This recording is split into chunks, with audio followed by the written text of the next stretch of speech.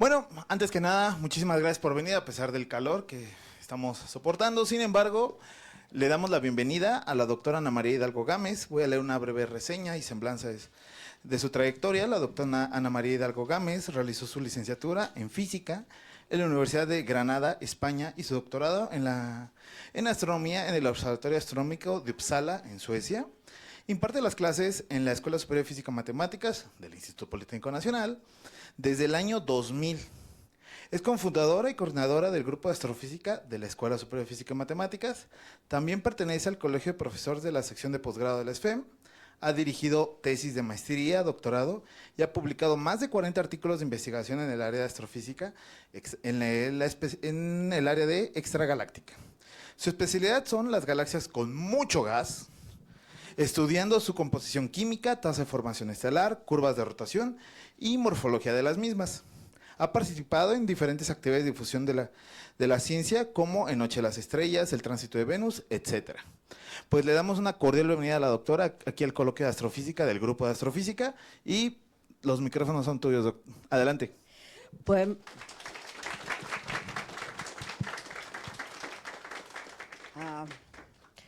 muchas gracias. Me acabo de dar cuenta que llevo trabajando en el IPN más años de los que algunos tienen aquí. Y es así un poco de, ¿o qué? No, eso es un poco. Bueno, en este tiempo, una de las cosas que he estado trabajando son en estas galaxias que se llaman ELG. Ahora después diré qué significan, ¿vale? Y como veis, estoy trabajando con un montón de gente y cada uno está haciendo, algunos están haciendo un cachito pequeño, otros están haciendo cachitos muy grandes, otros empiezan con cachitos y lo mismo siguen adelante, ¿no? Entonces, y básicamente todos somos de la SFM, aunque hay algunos que nos quieren dejar y no miro a nadie, ¿vale? No, pero venga. Lo primero, antes de explicar qué es una galaxia con línea de emisión extrema, que es lo que significa ELG, Extreme Emission Line Galaxies en inglés, tenemos que explicar qué significa una galaxia con línea de emisión, ¿no? Porque uno puede pensar que todas las galaxias tienen línea de emisión, y no es cierto. Hay, por ejemplo, esta de aquí no tiene absolutamente ninguna línea de emisión, solo tiene línea de absorción, ¿vale? Luego, si nos vamos ya a galaxias espirales, vemos que ya hay alguna línea de emisión, aunque muy chiquita, ¿no? Y si seguimos avanzando, esta ya tiene un poquito más, alguna por ahí, y esta ya sería una típica galaxia con líneas de emisión, ¿vale? Aquí estamos viendo H alfa con sus nitrógenos al lado, los dos azufres, oxígeno 2 ahí y H beta, ¿no? Y aquí, oxígeno 3, perdón, y oxígeno 2. Ahora explicaré un poco qué significa eso de oxígeno 3 y oxígeno 2 y demás, ¿vale? Entonces, generalmente cuando yo tengo líneas de emisión es porque tengo un gas caliente, ¿vale? Si tengo un gas caliente, que es el que está emitiendo, y entonces, ¿qué lo ha calentado? Pues creemos, porque en astrofísica nunca podemos estar seguros, siempre es pues lo más probable que lo hayan calentado estrellas que puedan calentar ese gas, es decir, estrellas jóvenes, recién formadas, muy calientes, muy masivas, que son las únicas que lo pueden hacer, ¿vale? Entonces, siempre que tengo líneas de emisión, pues lo que voy a tener va a ser formación estelar, ¿no? Entonces, veo una galaxia con línea de emisión y entonces digo, tengo formación estelar. Por eso muchas veces las galaxias que no tienen línea de emisión decimos que esas están retiradas de la formación estelar porque no tienen gas del que producir nuevas estrellas, ¿vale? Entonces, esta es, por ejemplo, esta además una de mis galaxias favoritas, NGC 1569. Ahí vemos, tiene mucha formación estelar. Estos son dos superstellar clusters, es decir, dos super enormes cúmulos de estrellas recién formadas. Y tenemos aquí todo este gas, ¿vale? Como el espectro que tienen esas galaxias son muy parecidos al espectro que tienen las regiones H2, como Orión, aquí en nuestra galaxia, a veces a esta galaxia se le llama galaxias H2, ¿vale? Entre otros muchos nombres que pueden tener, porque no nos ponemos de acuerdo en cómo llamarla. Este es igual un típico espectro de una galaxia con formación estelar. De nuevo, esta es H alfa, esta es la más grande de aquí, esta es H-beta, esto es nitrógeno, azufre, es un doblete, luego aquí tenemos los oxígenos, 2 veces ionizado, es decir, le he quitado 2 electrones al oxígeno, y bueno, esos son los que más nos importan. Así. Bueno, y ahora os propongo un juego. Por favor, díganme las 7 diferencias entre ese, que es un espectro típico de una región, de una galaxia con línea de emisión, y este. Pero los de astros no, por favor, ¿eh? Eso la sabéis.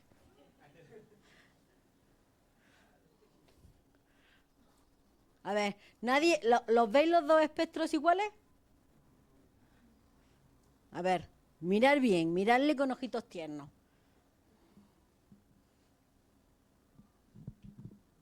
¿No? ¿Nadie puede decir que haya alguna diferencia entre ambos?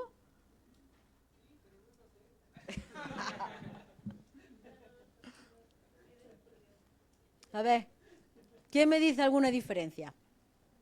Hay una muy notable, luego hay otras que son más sutiles, pero hay una muy notable. ¿Nadie?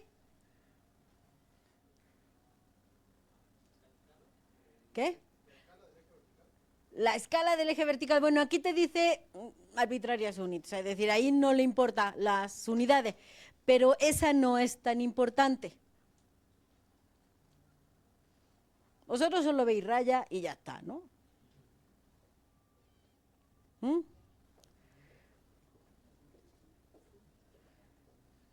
¿Nadie ve?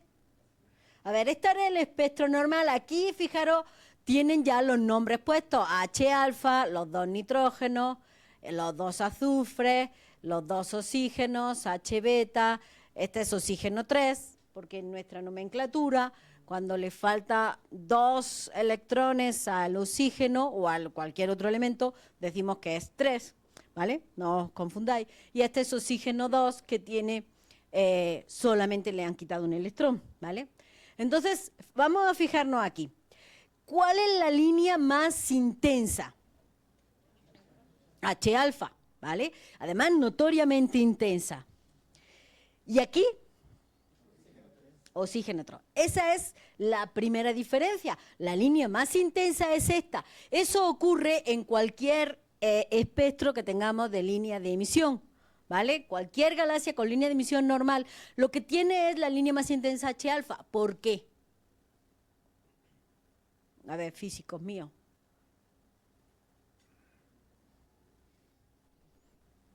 ¿Por qué? Los que habéis estudiado moderna ya. ¿Qué? No, dilo. No. Pero es lo que más hay, ¿vale? El hidrógeno es lo que más hay. Aunque aquí no estoy viendo estrellas, estoy viendo gas, ¿vale? El hidrógeno es lo que más hay en el universo. ¿Y qué pasa? Yo veo ese gas está caliente, es decir, hablando en términos físicos, ese gas ha sido excitado o ionizado y está recombinándose. Los electrones están cayendo hacia el nivel más bajo, porque ahí es donde ahí los electrones donde quieren estar en el nivel más bajo de energía, ¿vale? Entonces, en realidad, esta es la línea más intensa porque estoy en el óptico. Si yo me fuera hasta el ultravioleta, aquí vería una línea aún más intensa, que es Lyman alfa, ¿vale? No, pero no me contestes tú, Rodolfo. No vale. ¿Vale? Entonces sería Lyman alfa. ¿Por qué? Porque Lyman alfa es justamente la transición al nivel n igual a 1.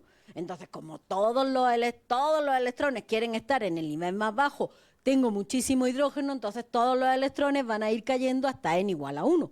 Claro, el segundo más bajo, ¿cuál es? N igual a 2, ¿no?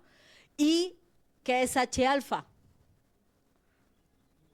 La serie de Balmer. La serie de Balmer que empieza en N, es cuando van cayendo desde cualquier nivel de arriba hasta n igual a 2. Entonces, eso es lo que uno espera. Físicamente estamos viendo, lo que yo espero es que la línea más intensa en cualquier espectro en el óptico sea H alfa, ¿vale? Bueno, esa es una primera diferencia. Hay otras diferencias que ya digo que son más sutiles. Por ejemplo, esto de aquí que se ve, que está ahí abajo, es lo que llamamos el continuo estelar. Y es debido a que en ese sitio hay estrellas. Entonces, pues no puedo echar para allá las estrellas. No, tú no sales en la foto, ¿no? Salen también. Y entonces, como veis, en este caso es más bajo hacia el azul. En la parte azul es más baja que en la parte roja, ¿vale? El continuo estelar, como ahora sí estoy hablando de estrellas, el continuo estelar lo que me está diciendo es cómo de calientes son las estrellas que hay ahí. Eso es una función de Planck, una planckiana, ¿vale? Las estrellas tienen, en primera aproximación, un espectro tipo planckiano, de modo que si tienen el pico en la parte más roja, significa que las estrellas que hay ahí son más frías, y si tienen el pico en la parte más azul, las estrellas que hay ahí son más calientes. Entonces, aunque este espectro es bastante plano, pero parece que no tiene muchas estrellas demasiado azules, ¿vale? Luego aquí tenemos varias líneas de absorción debido precisamente a lo que son las estrellas que hay ahí. Si se fijan, en este caso este espectro es muy plano, pero si tendríamos que decir algo es que parece que quiere subirse hacia el azul. Es decir, aquí yo tengo muchas estrellas o más estrellas calientes, ¿no?, que aquí, ¿vale? Entonces esas son las diferencias más notables. Entonces podemos definir una galaxia, esta es una ELG, podemos definir una galaxia ELG como aquella que tiene una intensidad en oxígeno 2 veces ionizado muchísimo mayor que la de H alfa, o cuando menos igual, ¿vale? Además, ¿qué le ponemos? Pues le ponemos que el continuo es plano o ligeramente yendo para el azul. Tiene líneas estrechas. Y el nitrógeno y el azufre son pequeños y el oxígeno 2 es normal. Ahora se los enseño. Fíjense, estos son azufre. Donde marca ahí el puntito, es el nitrógeno. Fíjense estos azufres aquí en comparación con H alfa. No podemos, nosotros siempre hacemos comparación con otras intensidades. Entonces, estos azufres son muy bajos y el nitrógeno ni se nota, ¿vale? Y el oxígeno 2, pues es más o menos normal en comparación con la otra línea, ¿vale? Entonces, y lo de la línea estrecha ahora lo vemos, no se preocupen. Bueno, entonces en realidad la única línea que es extrema es oxígeno 2 veces ionizado. Y esa es la que le da su nombre. A algunos nos gustaría llamarla más, que son galaxias dominadas por oxígeno, pero bueno, la literatura pegó mejor EELG y ya, ¿no? Pues ya no nos vamos a pelear. Y ahora la pregunta del millón es, ¿por qué esa línea es tan grande? No hay una explicación física normal para que esa línea sea tan grande. Bueno, y eso es lo que llevamos intentando contestar, así como, ¿qué? ¿11 años ya? Más o menos, ¿no? Más o menos. Bueno, estos objetos son únicos en el universo, es decir, no hay otros objetos que tengan la línea en concreto de oxígeno 3 alta. Bueno, no, si es cierto, hay estos objetos, en concreto esos objetos se llaman núcleos galácticos activos o AGN, de su nombre en inglés, ¿vale? Y aquí tenemos una Seyfert 1, una Seyfert 2 y un cuásar. Estos son los tres espectros. Entonces, vamos a irnos con la Seyfert 2, que es la más fácil. El oxígeno 3 aquí es más o menos igual que H alfa, ¿vale? Pero fíjense, el continuo está también tirando para el rojo, no es plano. Y fíjense qué nitrógeno y qué azufre, ¿vale? Muy alto. No son los mismos que tenían la galaxia extrema. Y además esa línea de ahí, oxígeno 1, es decir, oxígeno neutro, que es también muy intensa. Pues entonces esta no cumple. Vamos a irnos al cuásar. Aquí el cuásar, fíjense, el oxígeno 3 es súper alto, pero el azufre y los nitrógenos son del mismo tamaño que H-alfa. ¿Vale? Entonces, como que tampoco. También tenemos un continuo que está tirando un poco para el rojo, como que tampoco, ¿vale? Y aquí, fíjense, eso se llama líneas anchas. Miren que son enormemente gruesas. Eso significa, esa línea ancha significa que el gas que está emitiendo esa línea está moviéndose. Y dependiendo de la anchura, podemos calcular la velocidad. Y, por ejemplo, tenemos gas moviéndose del orden de 10.000 kilómetros por segundo, ¿vale? Eso es una Seyfert 1, entonces, pues tampoco, porque fíjense, este es el azufre está montado sobre todo lo que está, todo lo ancha que es H-alfa, y los nitrógenos andan por aquí arriba. Entonces, aunque el continuo sí que va también un poquito hacia el azul, pero tampoco tiene las mismas características. De modo que los AGN no parece que sean, ¿vale? Entonces, bueno, pues ya sabemos que estas cosas, tal y como están definidas, sí parece que son bastante diferentes y no tenemos una explicación. Porque nos siguen diciendo, esos son AGN, esos son AGN, esos son AGN. Y por más que le decimos no, pues no se lo creen, ¿no? Pero bueno. Entonces, lo primero que hay que hacer es, bueno, vamos a ver cuántas hay, o vamos a ver si realmente la línea de oxígeno 3 es muy distintiva. Y para eso, por ejemplo, lo que hicimos fue obtener lo que se llama la anchura equivalente. La anchura equivalente es como si en una línea en cualquiera de estas líneas, pues pusiésemos un rectángulo y lo abriésemos tanto que la intensidad o el área de ese rectángulo fuese igual que el área de la línea, ¿vale? Entonces, eso, cuanto más ancho es, ¿no? Pues significa que la intensidad es más ancha. Es un poco proporcional, evidentemente, hay ahí muchas cosas que escondemos para no asustar a la gente, pero es un poco proporcional a la anchura de la línea y a la intensidad. O sea, la anchura equivalente es proporcional a la intensidad. Entonces, cuanto mayor sea la anchura equivalente, mayor es la intensidad, ¿vale? Bueno, pues entonces lo que hicimos fue obtener la anchura equivalente de un conjunto. En este caso tomamos un conjunto pequeñito, 253 galaxias con líneas de emisión solamente, no exclusivamente de las extremas. Y pues simplemente hicimos un histograma. Bueno, a ver, y resulta que, fíjense, tengo un pico enorme, ¿vale?, con anchura equivalente muy pequeña, y luego tengo un conjunto aquí, más o menos, que llega como hasta 50 ese pico, y luego tengo otro conjunto que más o menos llega como hasta 200, donde parece que también hay mucha. Pero a partir de 200 la cosa primero se aplanan bastante y además empieza a escasear.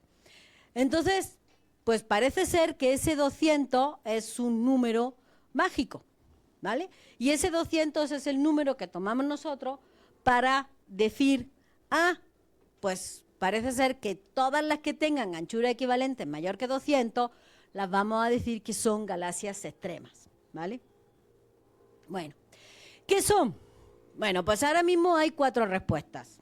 AGN, ¿vale? AGN, y otra vez con...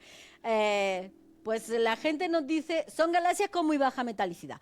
De eso yo no voy a hablar una sola palabra porque Miranda Pérez, alias Boris, os lo va a contar en el próximo coloquio, ¿vale? Entonces ahí le dejo todo eso para él. Yo voy a hablar de las otras dos, que son galaxias con muy alta formación estelar. Bueno, de las otras 3, galaxias con espectros muy duros, que ahora explicaré lo que es, o AGN, ¿vale? Bueno, ¿cuántas hay? ¿Cuántas son? 10, 20, porque si son 10 en una población de galaxias de más de 1 millón, pues a lo mejor tampoco hay que quebrarse mucho, ¿no? O sea, quemarse las pestañas mucho, porque pues son cosas muy esporádicas. Bueno, pues entonces lo que se hizo fue buscar en el mayor catastro que hay ahora mismo de galaxias, que es el Sloan Digital Sky Survey, y ves cuántas ahí nos daban. Le pusimos varias restricciones. La primera era que la anchura equivalente de oxígeno 3 tendría que ser mayor que 200 Armstrong. Pero después, como nosotros queremos trabajar con esa galaxia y hacerle algunas cuantas cosillas por ahí, pues le dijimos, no, que estén a bajo redshift. ¿Por qué? Porque es importante saber si a bajo redshift y a alto redshift, es decir, las que están más o menos cerca y las que están allá, lejísimos, son lo mismo, ¿no? Entonces, primero vamos a estudiar bien las que están aquí, que más o menos podemos mirar dentro qué es lo que hay, y luego ya nos vamos a las que están más lejos. Entonces, primero las que están abajo redshift, y luego, como hay cosillas que queremos hacer, pues entonces dijimos, no, lo que vamos a hacer son galaxias que tengan muy buenos espectros para que nosotros los resultados que obtengamos de esos espectros sean concluyentes y no nos vengan a decir, oye, que tu espectro es una porquería y no me creo nada de lo que haga, que es muy lógico. Si el espectro no se ve nada más que 2 líneas, oye, pues es normal, ¿no? Entonces dijimos, pues bueno, la señal a ruido, que es eso de ahí, en esta línea, que es una línea muy importante para el cálculo de abundancia, y eso ya os lo explicará Boris, que sea bastante alta, ¿vale? Y entonces así se encontraron aproximadamente unas 1640. No son muchas, pero ya sí es un número preocupante, ¿vale? Entonces, y si nosotros quitáramos estas dos restricciones, que son muy fuertes, podíamos encontrar varios miles más. Bueno, entonces, de esas 1640, pues lo que se estuvo haciendo fue obtener anchura equivalente, extinción galáctica y la corrección K. Bueno, se estuvieron las magnitudes, se corrigieron de extinción galáctica y corrección K, se obtuvo su redshift y se obtuvo la morfología, ¿vale? Eso lo han hecho esas 3 personas, o lo están haciendo, ¿vale? Y entonces, por ejemplo, esta es una página del Excel que tenemos, que ya no sé cuántas páginas tenemos, si son 20 y tantas o algo así, ¿no? Más o menos son de ese orden. Sí, sí, ¿cómo? No veo a Tonali. Ah, no, porque estaba en... Sí, ya sé, no está aquí. Pero sí, más o menos, ¿no? 20 y tantos, 30. Sí, o sea, tenemos bastante, ¿vale? Entonces, aquí tenemos un número de galaxias, el Z, el redshift, tenemos las coordenadas en decimal y en hexadecimal. Tenemos las magnitudes y tenemos una descripción para ver qué hay. Porque esa descripción es muy importante, porque fíjense, lo que encontramos es que no todas esas galaxias tenían las mismas formas, ¿vale? Entonces, por forma tenemos cosas que parecen punto, o sea, como si lo hubiéramos hecho así un punto, ¿no? O sea, lo hubiéramos hecho con el lápiz. Hay otras cosas que parecen un punto gordo, algo que parece que se ha inflado un poquillo, ¿vale? Luego tenemos algo que parece que tiene una cola, no sabemos si estas colas son realmente parte de la galaxia o no, pero pues nosotros en principio las ponemos como que sí. Y luego tenemos estas se llaman puntos, estas se llaman extendidas, estas se llaman cometarias, como veis, ese día teníamos una imaginación desbordante, ¿vale? Y luego estas que se suelen llamar en la literatura hotspot, es decir, puntos calientes, porque estas pertenecen a una galaxia, ahí veis el resto de la galaxia, ¿vale? Esas están en una galaxia, pero ese punto es mucho más brillante que el resto. El resto son galaxias per se, ¿vale? Estas 3 cositas son galaxias per se. Y no solamente vimos que tenían distintas morfologías, sino que además tenían muchos colores. O sea, tenemos rosa, tenemos verde, tenemos azules, tenemos naranja, tenemos amarillo, tenemos de varios colores, grises, que no sé cómo lo vemos, pero parece así como rosita, ¿no? Entonces tenemos de muchos colores. Claro, hay algunos colores que hay más, hay algunos colores que hay menos. Y una de las cosas que quisimos hacer primero fue ver si el color era indicativo de algo. Es decir, porque un azul, a lo mejor por las que son azules son diferentes a las que son amarillas o las que son verdes, ¿no? Entonces, ahora vamos a ver. Bueno, vamos a preguntarnos, ¿son AGN? Ya hemos visto que el espectro no se parece mucho a lo de los AGN, pero a lo mejor el AGN está por ahí metido, escondido y lo está tapando el resto del gas, ¿no? O sea, vale, bueno, venga, te lo compro. Vamos a ver si son AGN. Y para ello, pues lo más fácil o lo más rápido es hacer lo que se llama un diagrama BPT. de Baldwin, Philip y Terlevich, ¿vale? Que no son 3 personas que en el año 81 querían distinguir entre regiones H2, regiones con formación estelar, nebulosas planetarias, supernova, y entonces pues empezaron a jugar un poco con los cocientes de línea en los espectros de cada uno de esos objetos, y entonces se dieron cuenta que, bueno, este es el que ha trascendido porque es el más fácil. Aquí lo que hacemos es la intensidad de oxígeno 2 con respecto a H beta y la intensidad de oxígeno 3, perdón, y la intensidad de nitrógeno 2 con respecto a H alfa. Este es el más fácil porque aquí es uno de los que se puede distinguir mejor las cosas que son AGN de las cosas que tienen formación estelar, ¿vale? Y aquí tenemos 2 líneas que los modelos de fotosíntesis, de fotosíntesis, hoy que estoy yo ahora que me he ido con la planta, de fotoionización, nos dicen si, bueno, pues aquí sería la línea divisoria entre AGN y formación estelar, y estos son otros modelos. Como ninguno de los 2 modelos podemos decir que es más correcto que el otro, o no queremos pelearnos con ninguna de las 2, porque pues las 2 son señoras de armas tomar y una no se quiere pelear con ella, entonces pues mejor ponemos las 2 y punto, ¿no? Ponemos las 2 líneas y se acabó. Bueno, pues nosotros hicimos esto para 2 muestras, una muestra de 85 galaxias y otra muestra de 27. Y como veis, esta es la línea de Kelly, que es la que está más externa. Como vemos, uno ahí parece, pero no le hemos puesto la barra de incertidumbre, con lo cual a lo mejor pues tocaría aquí. Y este sí parece que, este sí quedamos en que era AGN. Pero tenemos un AGN entre 112. Pues ya, ese lo quitamos y nos quedamos con la otra 111 y ya. Vamos a ver qué son esas 111 que no son AGN y siguen teniendo el mismo comportamiento, ¿vale? Bueno, entonces AGN, tachado.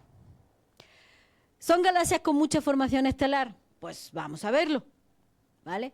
Por ejemplo, una de las cosas que se hizo, vamos a ver la magnitud absoluta.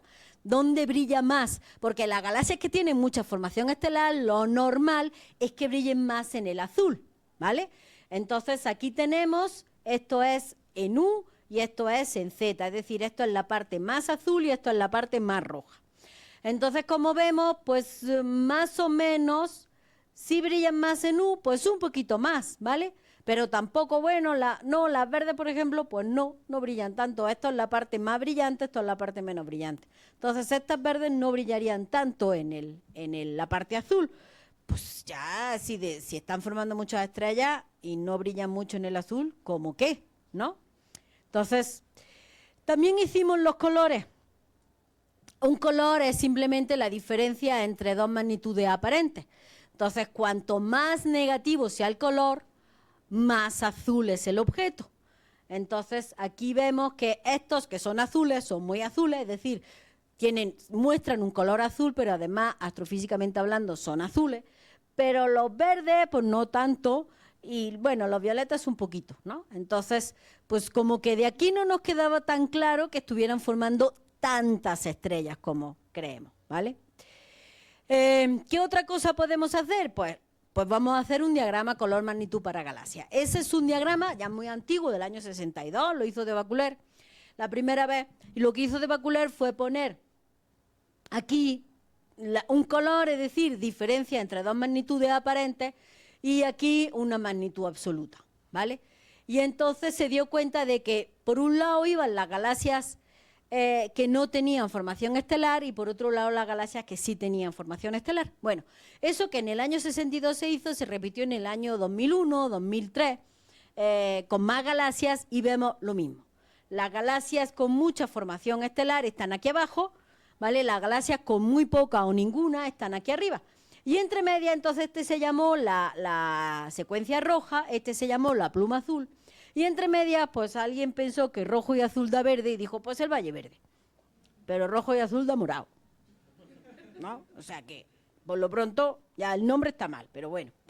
Pero se supone que es una transición entre galaxias que están formando muchas estrellas. Cuando se va apagando su actividad de formación estelar, entonces se va moviendo hacia allá.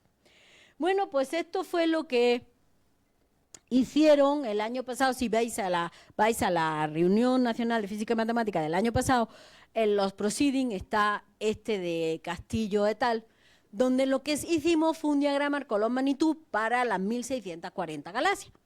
Y uno podría esperar que todas nuestras galaxias estuvieran aquí abajo. Vale.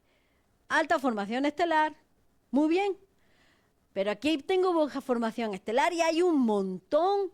Y aquí en el Valle Verde, ¿qué están haciendo esta en el Valle Verde? ¿No? Es decir, no nos cuadraba. Bueno, lo mismo son los malditos hotspots, que a lo mejor eso nos están dando algo. Pues no, los hotspots se comportan bastante bien. Casi hay muy pocos en el Valle Verde y unos 4 o 5 en la secuencia roja. Entonces no son los hotspots. Las cometarias menos. Las cometarias están todas en la pluma azul. No, son las malditas extendidas de puntuales.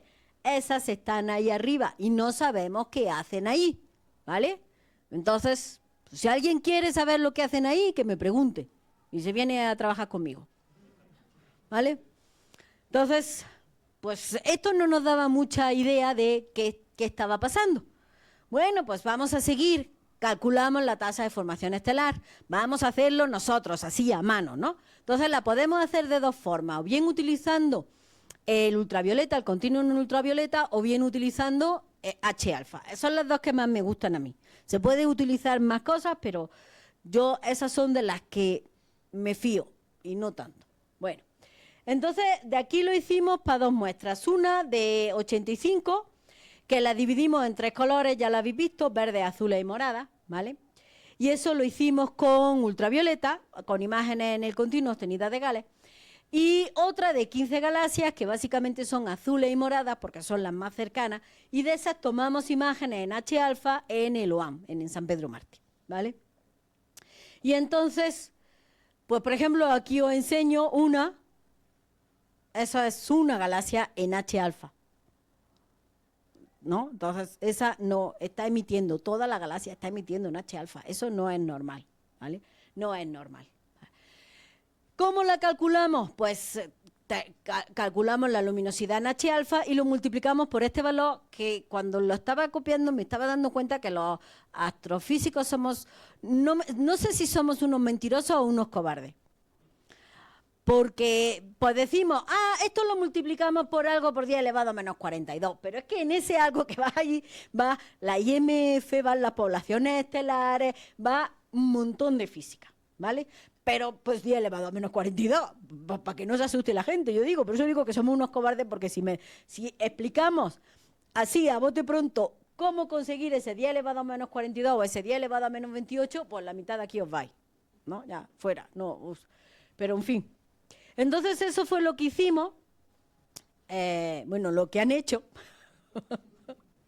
porque es verdad que yo en esto no he hecho nada todavía, en otras cosas sí. Y entonces aquí tenemos la tasa de formación estelar en el ultravioleta y en H-alfa. No tienen que ser iguales porque en realidad estamos midiendo cosas diferentes, tienen que ser semejantes, ¿vale? Bueno, entonces, ¿cómo defino yo que una galaxia está formando muchas o pocas estrellas?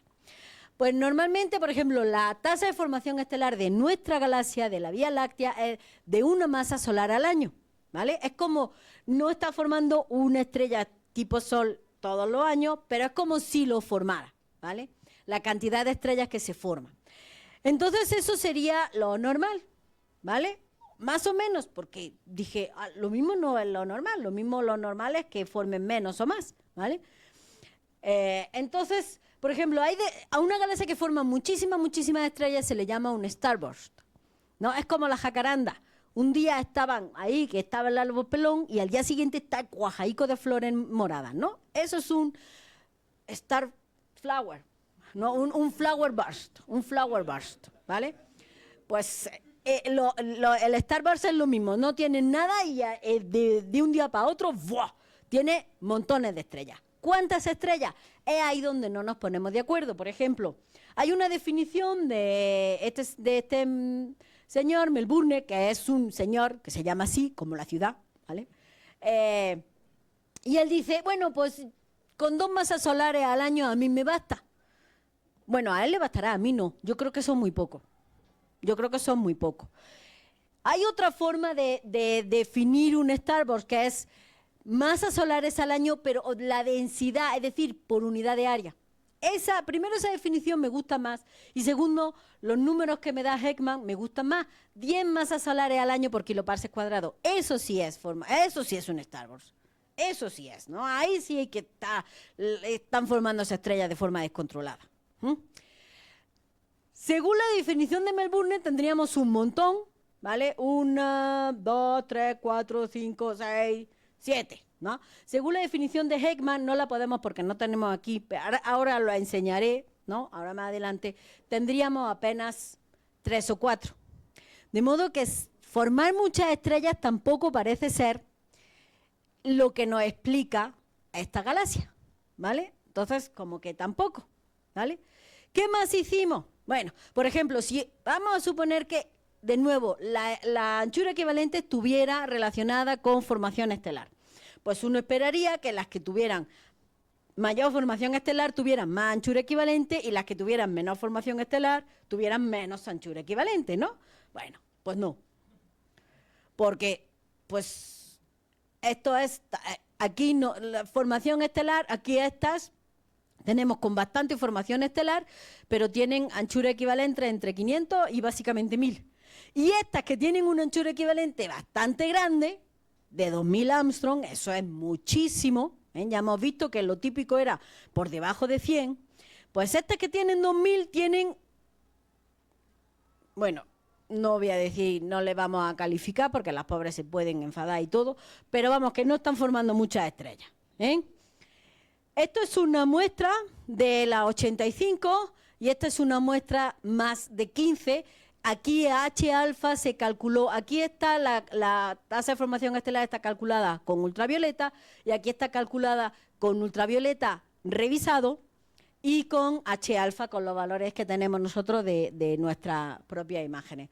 Y pues si quitamos ese punto de ahí, pues esto está plano, ¿vale? Entonces, como que no.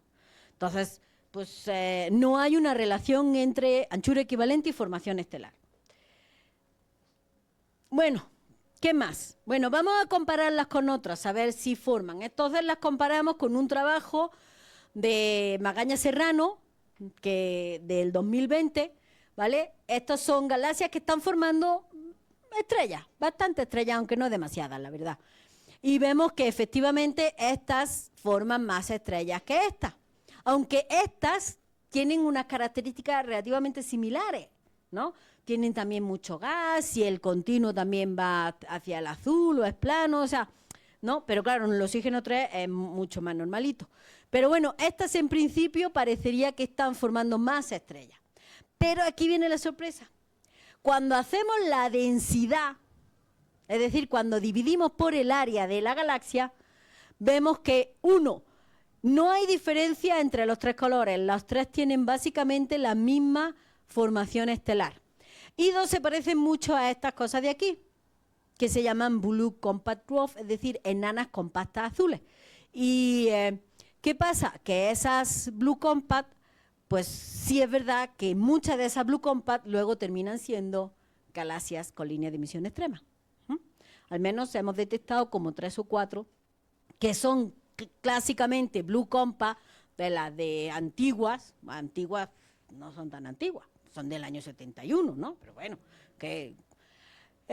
pero sí, pero tienen también la línea de oxígeno muy extrema. Entonces, pues bueno, a lo mejor, pues no sé, no quiero hablar más. Bueno, hay otra cosa que revisamos fue, bueno, puede pasar que si el brote es muy joven, es decir, si yo agarro la galaxia justo en el millón de años primero, resulta que en ese primer millón de años yo lo que tengo puedo tener las estrellas las más masivas, las más calientes y las más brillantes. Y esas van a producir que el oxígeno 3 sea muy alto.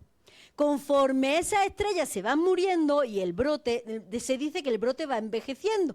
Entonces, brotes jóvenes van a tener muchas estrellas muy brillantes, muy masivas, que son las que se mueren antes, porque recordad que las estrellas, cuanto más masa tiene, más antes te muere.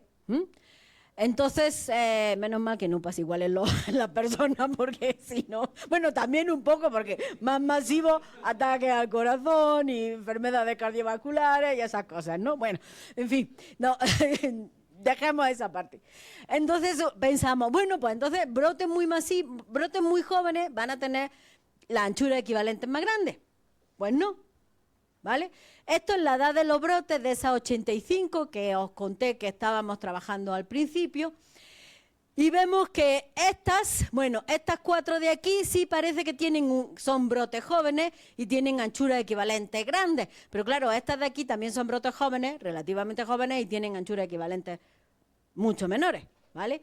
Y estas de aquí, estas 3 de aquí arriba, pues vale, son brotes viejos, 7 millones de años, ya es más o menos viejo. Daros cuenta que estas estrellas pueden durar como mucho 20 millones de años. Entonces 7 ya es un señor mayor, ¿vale?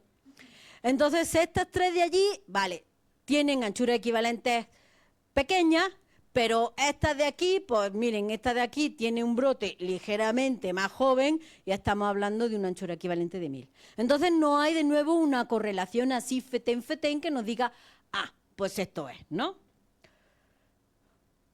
Hay cambio de la anchura equivalente con el tiempo, es decir, cosas que estén más lejanas y por lo tanto son más jóvenes, la galaxia en sí va a tener anchuras equivalentes mayores. Pues tampoco. Yo no sé si vosotros estáis ya para tirar por ahí por la ventana, pero es para tirarse, ¿eh? O sea, porque a nada le atinábamos, ¿vale? A nada. O sea, por más, vamos a pensar en esto, pues tampoco. En aquello, pues tampoco, ¿no? Bueno, entonces, pues parece que la formación estelar, sí, son galaxias que están formando bastantes estrellas, pero tampoco es como se dice en mi tierra para tirar cohetes, ¿eh? O sea, tampoco, tan normales. Un poquito mayor, pero tampoco son extremadamente, no serían las clásicas Star Wars que yo considero que son Star Wars, ¿no? Entonces, bueno, vamos a ver qué es un espectro, vamos a ver, por lo que nos queda ya no son AGN. Boris os va a hablar de la metalicidad y os va también a deprimir mucho. Y tampoco está tan relacionado con formación estelar. Pues, ¿qué nos queda? Pues un espectro duro. Vamos a ver qué es un espectro duro. Decimos que un espectro duro es esta definición de Sungahara, bueno, más o menos, ¿vale? Porque cuando uno ve un espectro duro ya sabe lo que es, ¿no? Pero bueno, pues como no lo habéis visto, pues yo os digo, tiene líneas de emisión muy marcadas, tiene un continuo tirando para el azul, subiéndose para el azul, ¿no? Y generalmente no se puede explicar todo por formación estelar. Hasta ahora todos los espectros que hemos visto, bueno, no los AGN, claro, pero los espectros de galaxias que tienen formación estelar, el espectro lo explicamos porque hay estrellas formándose que están calentando el gas que está emitiendo debido a la recombinación, ¿vale? Pero cuando tiene un espectro duro hay una parte que no es exactamente de formación estelar. Bueno, y generalmente esas tienen valores de H3 altos, aunque no tan altos como las string, pero bueno. Entonces parece que podría ir por aquí la cosa. Ahora lo que tenemos que hacer es juntar las pistas para ver si va por aquí o no. Ay, no me funciona. Bueno, entonces lo primero que hicimos fue, bueno, vamos a tomar un montón de galaxias. Aquí fueron 630 y tantas, no me acuerdo.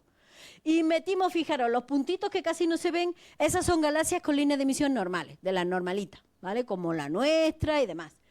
Y los rombos son las extreme.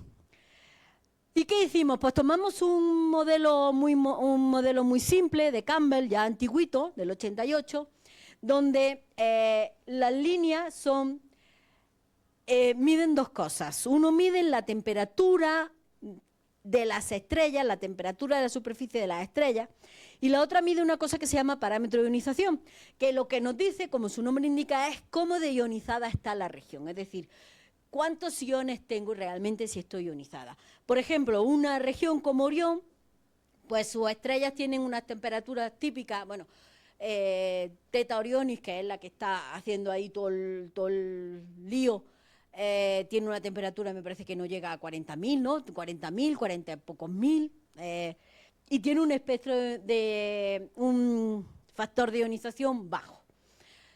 Lo podemos dar en logaritmo, entonces sería del orden de por debajo de -2, ¿vale? Entonces, pues eso sería lo que nosotros podríamos esperar en la mayoría de las galaxias con líneas de emisión. Temperaturas del orden de entre 35.000 y 45.000 grados Kelvin y parámetros de ionización entre -3 y -1.5. Esas son las que son más así. Bueno, pues como vemos, y sí, efectivamente, en las galaxias con línea de emisión, esta es 35.000, esta es 35.000, pero con un parámetro de ionización de -1, ¿vale? Y esta es 50.000 con un parámetro de ionización de -3 y 55.000 con un parámetro de ionización de -1. Es decir, cosas que están extremadamente ionizadas. ¿Y qué vemos? Pues que las string están ahí, les gustan los parámetros de ionización altos y les gustan las temperaturas altas, ¿vale? Entonces, no lo podemos explicar como podríamos explicar con los valores de Orión, ¿vale? Luego también tomamos modelos de fotoionización. En este caso tomamos de Stasinska e Izotov de 2003, que no sé si alguno se acuerda de Stasinska, porque vino aquí en octubre, pues de esa señora que no habló de lo que ella es experta, que son los modelos de fotoionización, no habló de otras cosas. Y bueno, aquí dividimos la muestra entre zonas de alta metalicidad, que son las rojas, y la de baja metalicidad, que son las negras. Y los modelos negros, la línea negra es el modelo normal, el que ajusta para las galaxias normales. Y la roja es un modelo que tiene un aporte extra de rayos X, ¿vale? ¿Y qué vemos? Que hay algunos datos que solo los podemos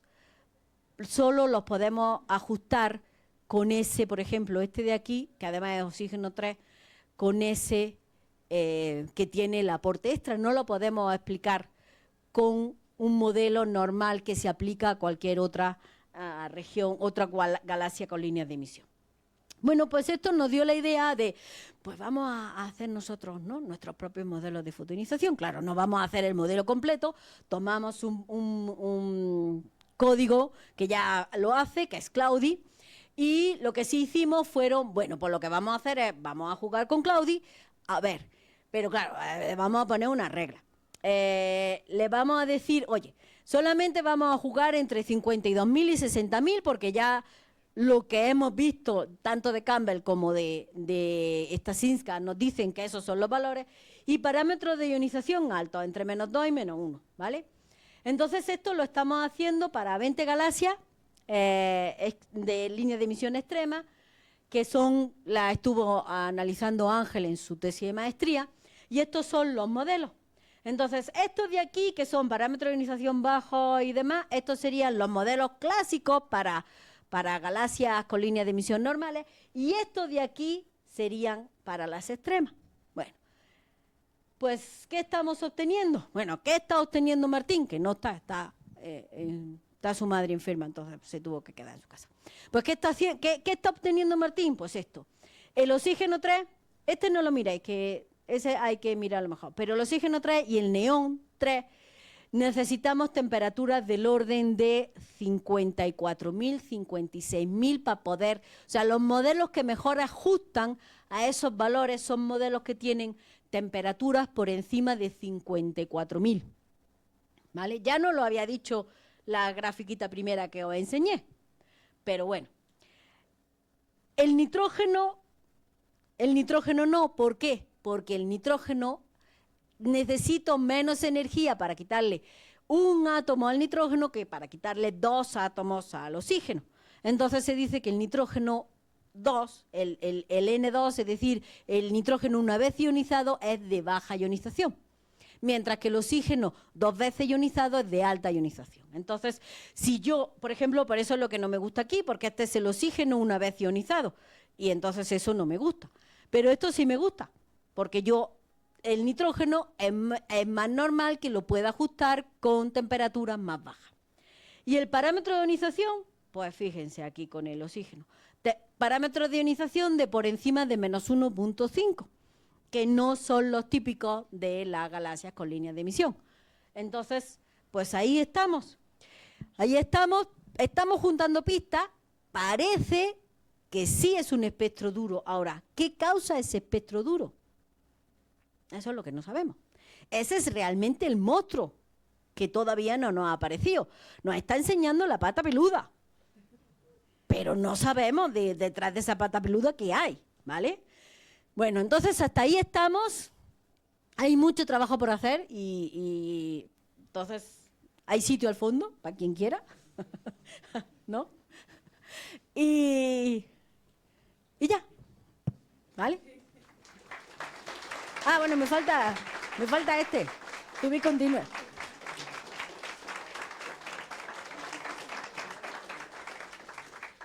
Bueno, espero no se hayan deprimido y no les vayan a decir como en mi caso, que nos vamos a morir pronto, tenemos mucha masa.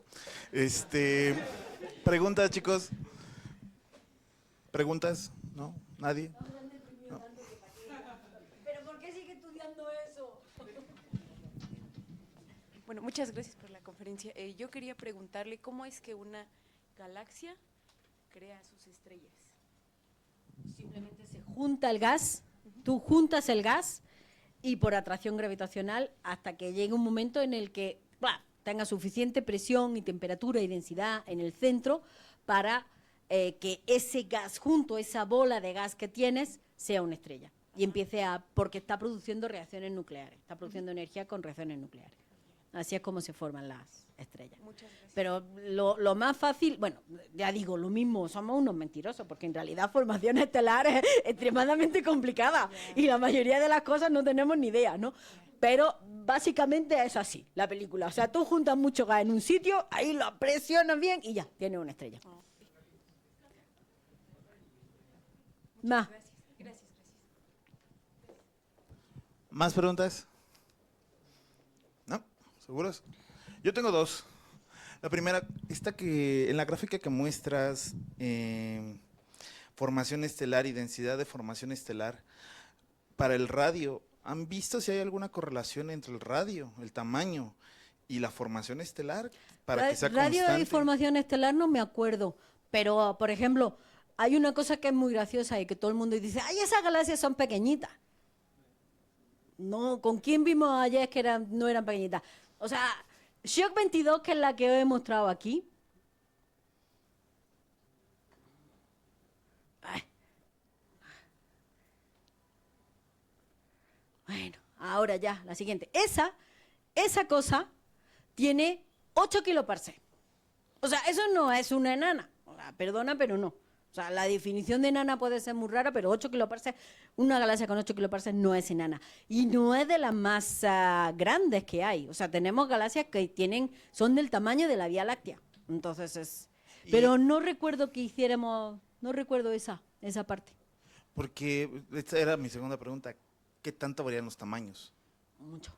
O sea, Estamos hablando hay de... algunas que son pequeñitas, hay algunas que sí tienen a lo mejor tamaño de 4 o 5 kiloparsecs, que vale, te lo compro. Son enanas, ¿no? Vale. Bueno, no nos vamos a pegar por 2 o 3 kiloparsecs, ¿no? Pero hay cosas del orden de 20. Entonces sí hay mucha diferencia. ¿Y no han pensado algo como choques de galaxias por el tamaño? Sí. Sí, creemos. Bueno, eso es lo que le hemos puesto en la nueva petición de tiempo, de que pueden ser choques de galaxias y que no las vemos y que no vemos el choque y que ya están muy unidas. Y a ver, pero pues hasta que no analicemos bien los datos que tenemos de metalicidad y veamos, porque ahí lo que podríamos ver es ver si hay un cambio brusco en la metalicidad entre una parte y otra parte. Si eso es así, entonces nos dirían son dos galaxias que han chocado y no las conseguimos ver, ¿no? Pero pues le toca a Ángel. Como ven, chicos, A ver, hay que mucho trabajo. si lo hago yo, no, él no está haciendo su doctorado. O sea, es así. O sea, ganas no me faltan. Me falta tiempo y que tiene que hacer su doctorado. Como saben, hay mucho trabajo que hacer. ¿Alguna pregunta, chicos? ¿No? Anímense. No. Bueno, si no hay más preguntas y con el calor, ¿seguros? Ok. Bueno, pues hago lectura. El Instituto Politécnico Nacional, a través de la Escuela Superior de Física y Matemáticas, otorga el presente reconocimiento a la doctora Ana María Hidalgo Gámez por su valiosa participación como ponente durante el coloquio del Grupo de Astrofísica de la Escuela Superior de Física y Matemáticas con la conferencia titulada ¿Qué monstruo escondan las EELG? Ciudad de México, 19 de abril 2024, la técnica de servicio a la patria, y firma el doctor Miguel Neri Rosas, director de la Escuela Superior de Física y Matemáticas. Le damos un fuerte aplauso a la doctora.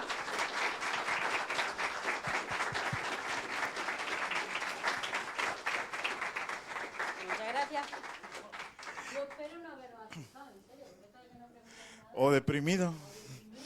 No, mira, aquí hay algunos que llevamos trabajando en esto más de 10 años y aquí seguimos al pie del cañón y decimos, no, vamos a saber qué es eso. Vamos a sacar al monstruo ahí de la oreja. Sí. Ya, afuera. Ok. Pues muchísimas gracias, chicos. Los esperamos en el próximo coloquio, les estaremos anunciando. Y los coloquios van a empezar a ser grabados, subidos a la página, por si no los pudieron ver o pudieron llegar tarde o llegaron tarde, los puedan ver más adelante. Muchísimas gracias y a las personas que nos acompañan en las redes también. Hasta luego, chicos, y muchísimas gracias. Doctora, muchísimas gracias.